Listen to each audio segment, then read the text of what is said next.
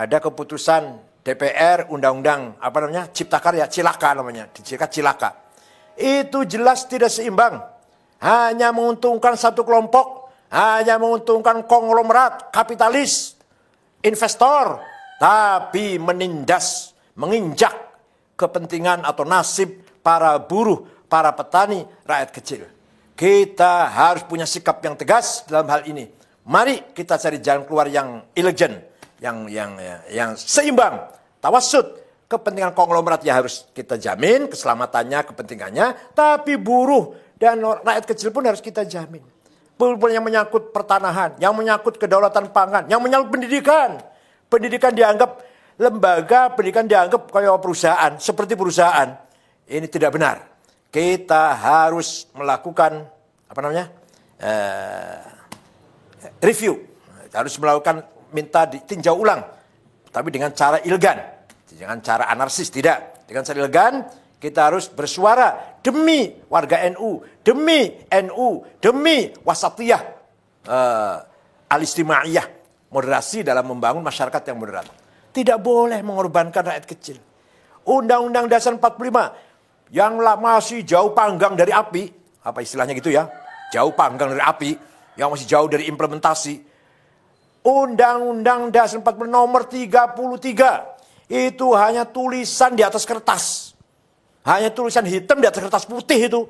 Dicetak berulang-ulang, disebarkan jutaan lembar, jutaan eksemplar. Tapi tidak pernah diimplementasikan.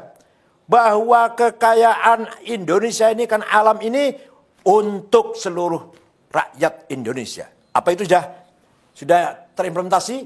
Sudah terrealisasi? Sama sekali tidak. Sama sekali tidak. Bahkan yang kaya semakin kaya, yang miskin semakin miskin. Apalagi sekarang di era keterbukaan ini semakin bebas, liberal. Yang diikuti oleh sistem liberal kapitalis. Ini semakin betul-betul nasib rakyat kecil, orang kecil semakin tertindas. Kalau lagi pilkada, lagi pileg, lagi pilpres, suaranya dibutuhkan. Rakyat kecil suaranya dibutuhkan. Tapi kalau sudah selesai, ditinggal. Mending kalau hanya ditinggal. Iya kalau ditinggal. Didoni meneh. Diludahin. Mending kalau hanya diludahin. Diinjak lagi. Jadi undang-undang pasal nomor 33, undang 45 pasal 33 itu hanya tulisan di atas kertas. Hanya tulisan di atas kertas. Allah Subhanahu wa taala telah memberikan kekayaan alam Indonesia ini disediakan untuk mensejahterakan semua rakyat. Dan itu cukup. 260 juta orang ini cukup sejahtera kalau betul-betul dikelola dengan adil, dengan merata. Tambang coba, ada tambang gas, minyak, batu bara, boksit, mening, bahkan emas, bahkan berlian, bahkan nikel, apalagi lithium apa namanya lah, banyak sekali tambang. Cukup untuk mensejahterakan perutnya, mengenyangkan perutnya 200 juta orang.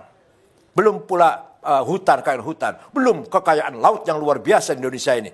Bukan hanya ikan, tapi juga hal-hal yang berharga yang ada dalam laut kita, harga yang sangat bernilai. Itu semua hanya menguntungkan segelintir orang, menguntungkan segelintir jumlah orang. Bayangkan, katanya, saya ini belum membuktikan, katanya kekayaan orang 4 konglomerat sama dengan 100 juta rakyat. Ya ini kan, kalau ya benar ini, inna lillahi wa inna ilaihi raji'un. Coba kita lihat orang kaya orang 50 konglomerat yang kaya ini. Apa ada orang NU? Satu pun tidak ada. Ini berarti kan tidak ada pemerataan sama sekali. Ada, saya juga sering ngomong nih, sudah saya bosan sama ngomong ini. Ada pengusaha yang menguasai 5 juta hektar. Tapi warga NU di desa 1 meter aja, 1 jengkal aja nggak punya. Para petani kita. Ini jelas sekali tidak membangun keseimbangan. Saya tidak anti konglomerat.